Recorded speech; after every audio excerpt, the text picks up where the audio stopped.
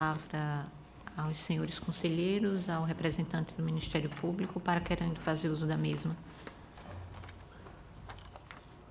Não havendo neste momento quem queira fazer uso da palavra, passamos à ordem do dia para relatar, conselheiro Fernando.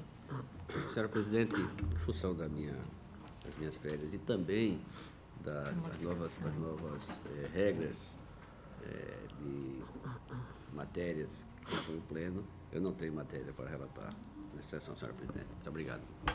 Pela ordem, conselheiro Rodrigo. Senhora Presidente, senhores conselheiros, senhor membro do Ministério Público de Contas, trago a relatar, senhora Presidente, processo 4967/2018. Trata-se de um recurso de reconsideração interposto pelo senhor Antônio Carlos Lima Rezende, na qualidade de prefeito do município de Pão de Açúcar, durante o exercício financeiro de 2008, e protocolado intempestivamente nesta Corte, no dia 26 de abril de 2018, em face do parecer prévio aprovado pelo Pleno do Tribunal de Contas do Estado de Alagoas, na sessão plenária do dia 30 de janeiro de 2018.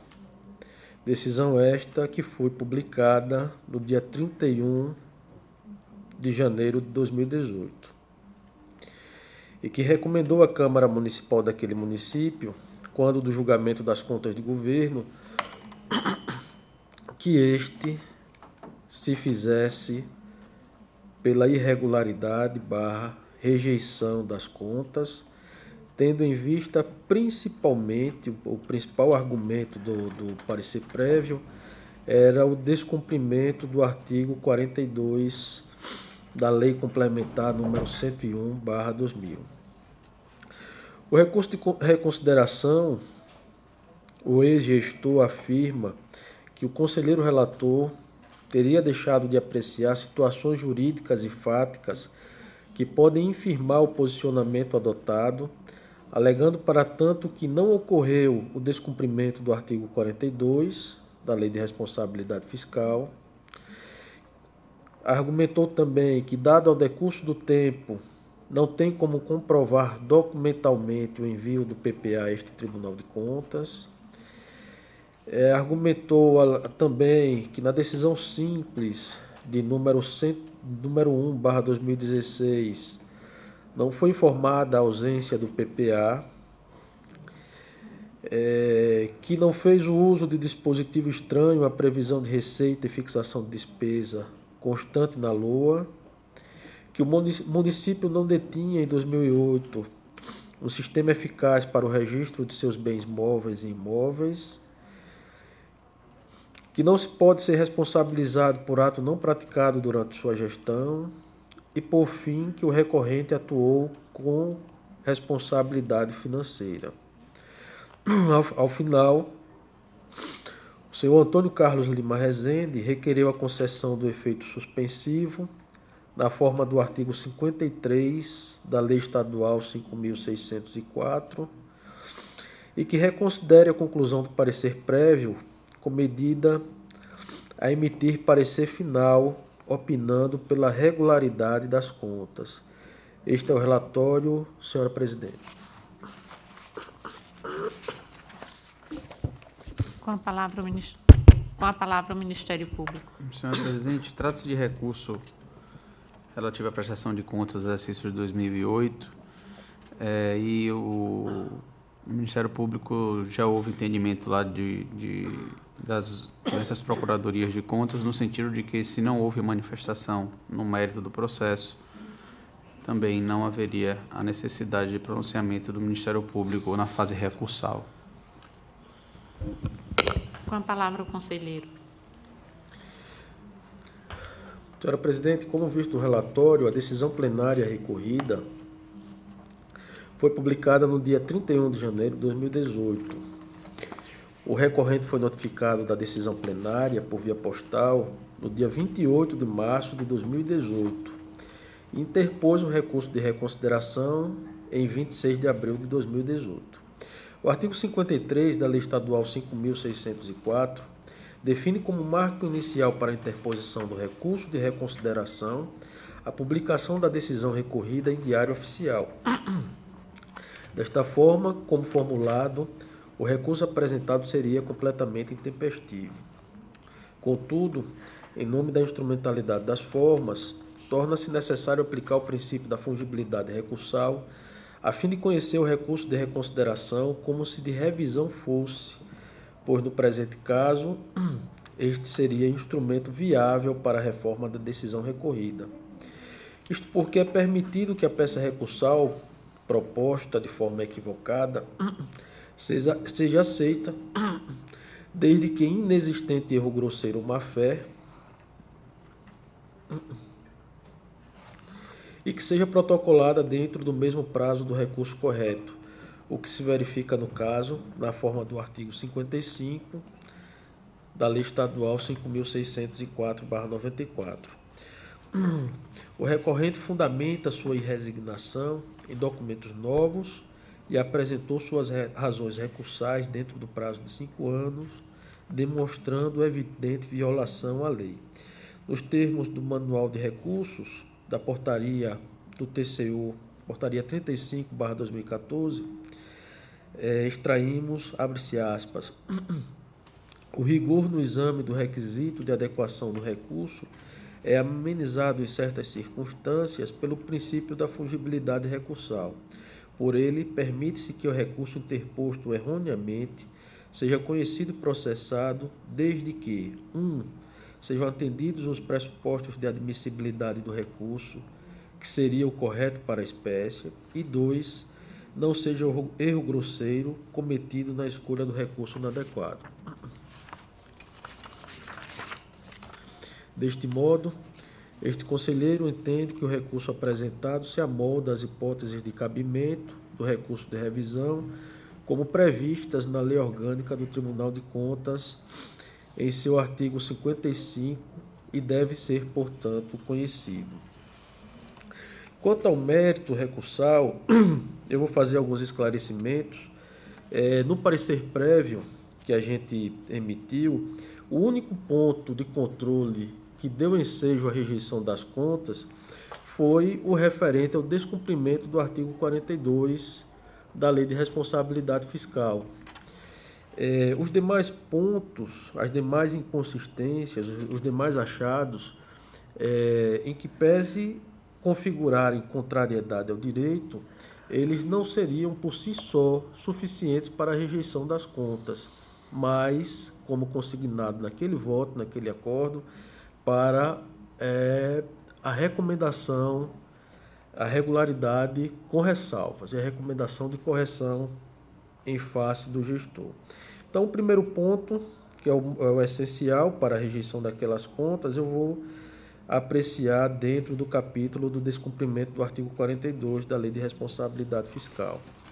Pois bem, está a destacar inicialmente que o parecer prévio referente às contas de governo do senhor Antônio Carlos Lima Rezende apontou o descumprimento do artigo 42 da Lei de Responsabilidade Fiscal, pois a disponibilidade de caixa no valor de R$ 602 mil deixado para o ano de 2009 seria insuficiente para cobrir as despesas no valor de R$ 717 mil, contraídas nos últimos 2 quadrimestres de seu mandato, mas com parcelas a serem pagas no ano subsequente. No recurso, o interessado apresentou justificativa, afirmando que o relator, em sua análise, levou em consideração todo o gasto do ano de 2008, e isso foi verdade, é um equívoco da nossa parte. De forma que, se assim considerado, terminou por, de fato, em conta, não existir saldo suficiente para a quitação, e que a análise do julgador ficou prejudicada, pois no relatório de restos a pagar constante nos autos, não demonstra o período de competência dos empenhos.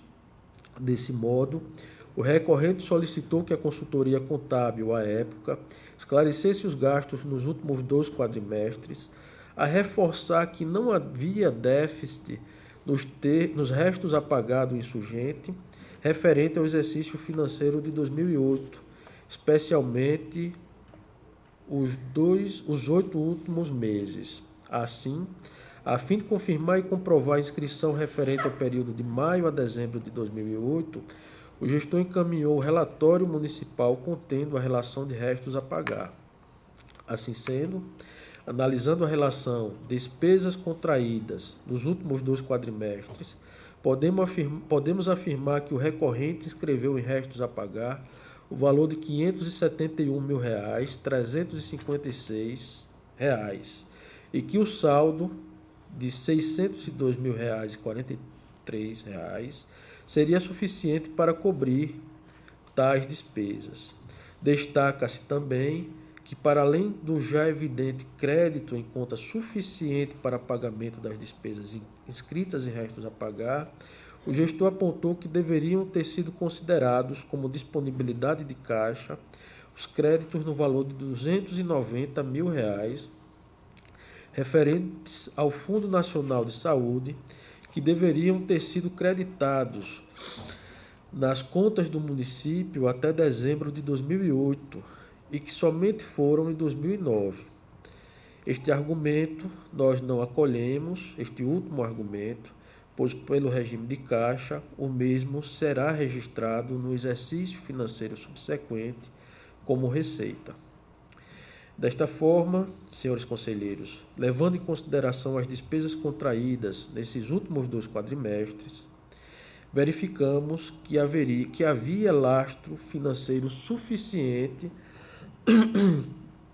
para a assunção daquelas obrigações durante o exercício financeiro de 2008, de modo que eu estou acolhendo o argumento do gestor no sentido de dar provimento ao recurso neste ponto. O gestor, ele também, em seu recurso, ele aponta defesa para os demais tópicos. Eu vou fazer uma leitura rápida. Quanto ao não envio do plano plurianual, o gestor alega que a citação enviada para ele não fazia menção ao envio, à requisição do PPA. E no momento em que ele interpôs o recurso, ele fez a juntada do seu PPA, né? De modo que eu dei por sanada também essa irregularidade que seria objeto apenas de ressalva. Com relação ao não envio do Inventário Geral de Bens e Valores, o gestor afirma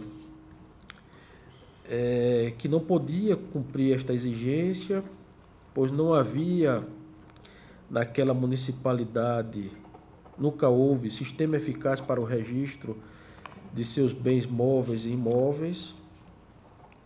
Com relação à existência na LOA de dispositivos estranhos à previsão de receita e à fixação de despesa, ele reconhece que houve esse equívoco por parte do seu planejamento, todavia não fez uso durante a execução orçamentária de tais dispositivos. Nós também estamos acolhendo esse argumento. Da existência de artifício contábil, o gestor alega que, eu vou fazer a leitura, no voto foi apontado o registro contábil a título de devedores diversos, no valor de R$ 744 mil, e de devedores diversos, Estado, no valor de R$ 47.379, citando a portaria 447 de 2002 da STN, que vigorou até meados de 2007, quando foi revogada pela portaria conjunta número 02, e tal prática, fazendo referência àquela portaria, por si só representaria uma irregularidade, sendo gravada pelo cancelamento integral no exercício subsequente. Em sua defesa, o recorrente aponta que não informou qualquer crédito inexistente, afinal, toda a documentação que instruiu a prestação de contas comprova isso, e que o eventual cancelamento dos empenhos foi realizado pelo gestor, que respondia pelo exercício de 2009, não por ele. Por essas razões, o mesmo afirma que não pode ser responsabilizado pela conduta estranha à sua atuação. Também estou acolhendo o argumento do gestor nesse aspecto E, por fim, senhores conselheiros, a questão do equilíbrio orçamentário que teria sido quebrado, e o recorrente afirmou quanto a isso que se deu sua atuação com controle eficaz de gastos e redução de despesas, sem novamente apresentar os documentos demonstrativos de limitação de empenho da movimentação financeira. Eu não acolhi esse argumento, todavia não interfere no conteúdo da prestação de contas, pois seria objeto apenas de ressalva por parte do tribunal. Dessa forma, eu estou conhecendo o recurso de reconsideração como de revisão para dar provimento parcial ao recurso e reformar a decisão plenária do dia 30 de janeiro de 2018, em que opinou pela irregularidade / rejeição das contas de governo de 2008 do senhor Antônio Carlos Lima Rezende, modificando-se o conteúdo do parecer prévio para aprovação com ressalvas, tendo em vista a ausência de modificação dos itens 8, 20 a 25, 36, 41 a 44 do voto anterior. Estou votando também por encaminhar cópia da decisão à Câmara de Vereadores de Pão de Açúcar, oficiar ao Ministério Público Estadual e publicar a presente deliberação. É como eu estou votando, senhora presidente. Em discussão o processo. Em votação. Conselheiro Fernando. Acompanho o relator, senhora presidente. Conselheiro substituto, doutor Sérgio. Acompanho o relator também, senhora presidente. Aprovado. Senhora presidente, eu teria mais um processo para relatar, uma consulta, e esse processo eu estou retirando de pauta.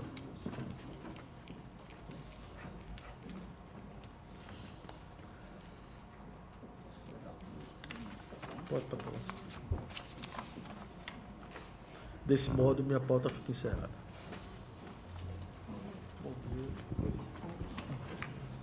Pela ordem, para relatar, conselheiro substituto, doutor Sérgio. Senhora presidente, senhores conselheiros, senhor procurador-geral do Ministério Público de Contas, eu tenho a relatar 2 processos, ambos tratam de representação. Inicialmente, senhora conselheira, eu gostaria de trazer a discussão desse plenário, questão referente às atribuições deste Tribunal Pleno, em razão da recente publicação da Resolução número 007/2018, publicada no Diário Oficial Eletrônico desta Corte de Contas, do dia 17 de julho de 2018. É o seguinte, senhora presidente, no artigo 7º daquela resolução, ela traz a competência das câmaras, né? Em razão disso, nós inicialmente, como se trata de norma recente, nós decidimos por pautar para este Tribunal Pleno esses 2 processos de representação. Só que uma discussão fora aqui deste pleno, me surgiu novas dúvidas sobre essa norma. Ao dispor sobre as competências da Câmara, o inciso 7º fala que compete à Câmara decidir sobre denúncia e representação em matéria de sua competência. Aí vem à tona a pergunta: quais as competências, a competência das câmaras? E esse próprio artigo 7º, ele relaciona expressamente as competências da Câmara. Aí, sendo aqui breve, eu vou citar aqui algumas. Por exemplo, o inciso 1 diz lá: deliberar sobre licitações, editais e atas de julgamento. Em suma, é isso. O segundo diz que sobre fiscalizar o repasse e aplicação de recursos referente a convênio. O terceiro fala em apreciar, para fins de registro, a legalidade de atos de admissão de pessoal. O quarto fala em apreciar, para fins de registro, a legalidade de atos de concessão de aposentadoria, reforma, pensão e daí por diante. O quinto fala em deliberar acerca de atos de receita e despesa estaduais e municipais. O sexto fala sobre emitir alerta nos termos do parágrafo 1º, artigo 59 da LRF. O sétimo fala em decidir sobre denúncia e representações em matéria de sua competência, que são essas que estou fazendo a leitura. O oitavo fala em deliberar acerca de realização de fiscalização no âmbito de sua competência. O nono, deliberar sobre a legalidade da fiança e demais garantias contratuais em matéria de sua competência também. O décimo fala decidir sobre embargos de declaração apresentado contra as próprias deliberações. O nono, deliberar sobre a aplicação de multa aos gestores públicos estaduais e municipais. E o 12º diz que compete à Câmara deliberar sobre outras matérias não incluídas expressamente na competência do Pleno. Essa competência, ela está disposta no artigo 39 do nosso regimento interno, que é a Resolução 003 de 2001. E lá, o artigo 39, ele relaciona 14 incisos e um parágrafo único. E lá no inciso 14º, ele fala que compete ao Tribunal Pleno decidir sobre denúncias e representações encaminhadas ao Tribunal de Contas. Então, a gente vê, eu pelo menos percebo, assim, de início, um pequeno conflito aqui entre a competência da Câmara e do Pleno, porque a Câmara compete deliberar sobre denúncia e representação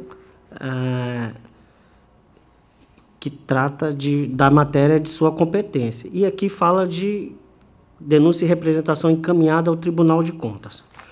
Portanto, senhora presidente, eu trago aqui uma questão de ordem inicialmente para decidir sobre se nós, no meu caso, eu retiro de pauta esses dois processos ou prossigo na relatoria deles. Trato de dois processos de representação que noticiam irregularidades nos portais de transparências de 2 municípios do estado de Alagoas. Portanto, se nós fizermos aqui como eu fiz aqui a leitura dessa competência da Câmara, não diz especificamente sobre essa matéria aqui, que trata dos portais, quer dizer, verificar a legalidade ou a sua conformação com a lei complementar que determinou essa transparência, a lei complementar 131. E, na verdade, a lei que alterou a lei 101 de 2000, que é a LRF, nesse aspecto. Então, senhora presidente, eu inicialmente entendi que isso seria matéria aqui do Pleno. Agora, é importante nós definirmos isso, porque isso vai ser uma constante indagação aqui, né? E também para definição da nossa pauta. Então, foi importante a contribuição do Procurador-Geral do Ministério Público de Contas, o doutor Enio, na última sessão. Ele expressou um entendimento que é razoável, embora eu naquele momento, tinha um outro entendimento, de que todas as denúncias e representações seriam matérias de análise lá na Câmara mesmo, exceto aquelas que ultrapassassem o valor aqui que dispõe nessa resolução.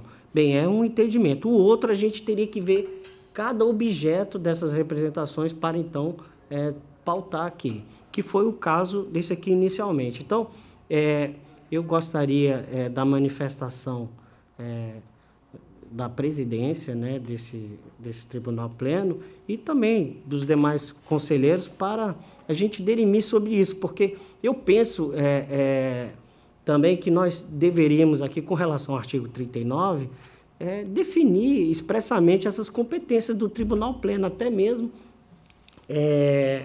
foi questões já suscitadas em outras oportunidades aqui, como, por exemplo, que redundou até na aprovação de uma resolução que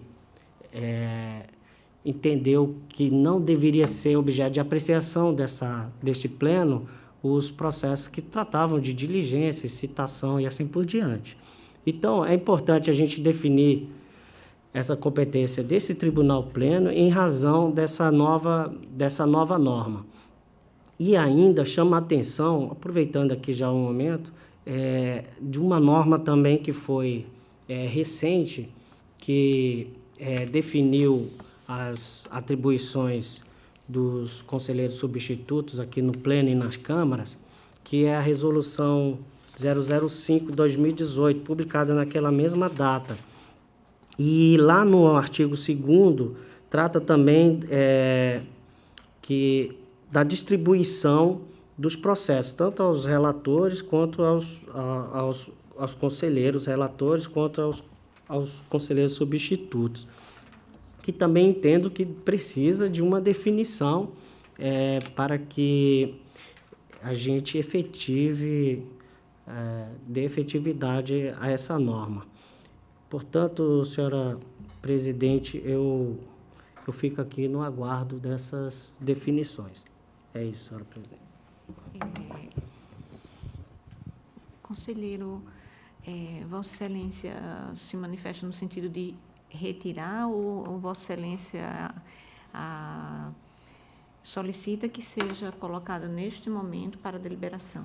Bem, a respeito dessa dúvida que está sendo suscitada, é isso? Isso. Olha, eu inicialmente entendi que deveria ser objeto de apreciação desse pleno, mas uma conversa posterior fui até convencido de que isso seria matéria realmente de apreciação lá pelas câmaras. Então, eu estou propenso a retirá-los de pauta e pautá-la para a próxima sessão da Câmara, que for possível a pauta.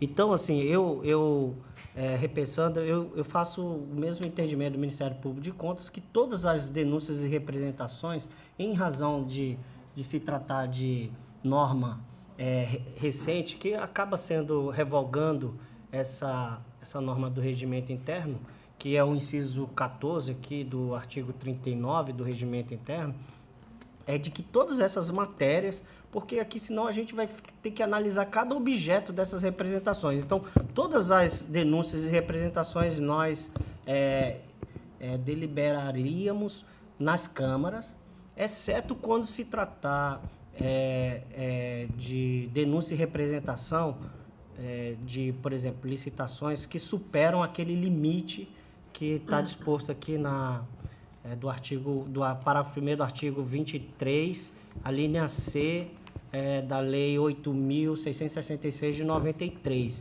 que trata também aqui na resolução. Exceto isso, todas as demais iriam para a Câmara. Bem, esse é um entendimento que eu até me filio a ele, que foi o que inicialmente... Eu acho até que seria interessante ouvir novamente o Ministério Público de Contas, que foi quem trouxe essa interpretação, digamos, da norma. É isso, senhora presidente. Doutor Enio. Senhora presidente, na última sessão houve também essa mesma situação. Foi pautada uma representação e foi levantada essa questão quanto à competência. E eu manifestei meu entendimento no sentido de que a competência da Câmara, segundo, né, o que dispõe no artigo 7º, inciso 7º, ela teria uma ampla competência para apreciação e apuração e decisão sobre os processos de denúncia e representação, salvo quando for uma representação, uma denúncia especificamente contra uma licitação em que o valor supere o limite estabelecido no artigo 7º, inciso 1º. Com base nesse raciocínio que a gente expôs aqui na última sessão, o conselheiro Sérgio retirou o processo de pauta. Realmente há vamos dizer assim, um conflito, né, entre o que está disposto no regimento interno e o que está disposto nessa nova resolução normativa do tribunal, mas assim, essa mesma discussão está sendo feita, inclusive no âmbito do caso dos processos eletrônicos, em que vão haver normas específicas na tramitação do processo eletrônico que vai conflitar com o que dispõe no regimento interno, e o entendimento no âmbito da comissão seria no sentido de que aquela norma específica do processo eletrônico, ela vai prevalecer em relação à regra que estabelece no regimento. Então, eu acredito que essa resolução normativa também é uma norma posterior, específica quanto ao funcionamento das câmaras, e pela leitura que a gente faz do dispositivo, toda denúncia e representação, exceto nesses casos específicos de denúncia contra licitações e contratos de alto valor, elas devem ser discutidas, decididas na Câmara, até porque vai haver sempre a possibilidade do recurso, né? E também a garantia do recurso, né? E sempre vai haver a possibilidade da parte interessada, ou que se sinta prejudicada, recorrer, e a decisão final será do Tribunal Pleno. Então, a gente entende que essa interpretação é a que melhor se coaduna com, vamos dizer, a modernização do funcionamento do tribunal, no sentido de fortalecer as câmaras e tornar o processo mais célere e mais efetivo. Após a manifestação do Ministério Público nesse entendimento, inclusive em sendo todas as representações e denúncias competência das câmaras, garantir o grau de recurso para o Pleno. A nossa opinião também é neste sentido, e gostaria de saber dos demais conselheiros como se posicionam nesse sentido. Conselheira. Senhora Presidente, isso inclusive hoje de manhã no nosso gabinete, quando eu retornei, já estávamos enfrentando essa questão. Inclusive eu pautei já algumas denúncias e representações para a Câmara, segundo o entendimento, inclusive com algumas dúvidas que nós contamos, inclusive, com o esclarecimento do conselheiro Rodrigo, que foi um dos autores da confecção, junto com o conselheiro substituto Dr. Alberto, e nos deu algumas luzes com relação a isso, e eu entendo também desta forma que Vossa Excelência acaba de concluir, compactuado também com o entendimento do Ministério Público. Dessa forma que entendo também, senhora Presidente. Conselheira Maria Cleide. Senhora Presidente, também da mesma forma, já tínhamos também discutido em meu gabinete na semana passada essa dúvida que surgiu, até com relação também à distribuição, também outra questão que foi levantada pelo pessoal, e a gente está nessa dúvida de como será feita essa. Gostaria até de ouvir essa presidência, se tem alguma posição já sobre a distribuição. Com relação a isso, a distribuição processual também está sendo trabalhada para ser determinada e para que seja efetivado a relatoria dos conselheiros substitutos. Com certeza, conselheiro, já está em andamento essa definição. Sim, Excelência. Então, também tem o mesmo entendimento do conselheiro Fernando, do Ministério Público, que seja levado às câmaras, até para ter um grau de recurso ainda para os jurisdicionados. É assim como eu me posiciono. Conselheiro Rodrigo. Senhora Presidente, eu participei das discussões quanto à resolução normativa número 007, e, de fato, a intenção do normativo era retirar do plenário a competência para apreciação de denúncias, representações, salvo naquelas matérias que ultrapassassem um valor de 10 vezes o estabelecido no artigo 23.1, alínea A da Lei 8666, né? Nós, naquele primeiro instante, não visualizamos que poderia haver um conflito entre esse normativo do inciso 12 com o inciso 14 do artigo 39 do regimento interno, né? A gente só visualizou agora, quando o conselheiro Sérgio chamou a atenção neste plenário desse aparente conflito, né? Aparente porque, do ponto de vista jurídico, todo conflito de normas, ele se resolve em favor da norma mais recente. Então, haveria uma revogação tácita do dispositivo do artigo do inciso 14, de modo a prevalecer, já que ambos os normativos têm o mesmo grau de hierarquia normativa, prevalecendo, portanto, o inciso do último normativo da Resolução 07. Portanto, concordo com a manifestação do conselheiro Sérgio, também do Ministério Público de Contas. Dirimida, então, a dúvida suscitada pelo conselheiro, os processos, então, serão repautados. Não é isso, conselheiro? Isso, senhora presidente. Então, eu solicito a retirada de pauta dos processos PC número 8316 de 2018 e o 8326 de 2018.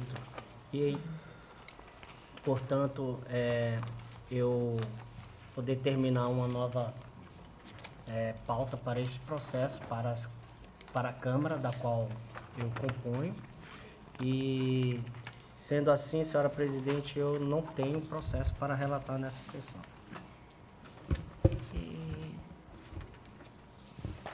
Pela ordem, conselheiro substituto doutor Alberto. Como ainda não foi, né, efetivada a relatoria de proposta de decisão, né, da ordinária, eu não tenho pauta para essa sessão, presidente.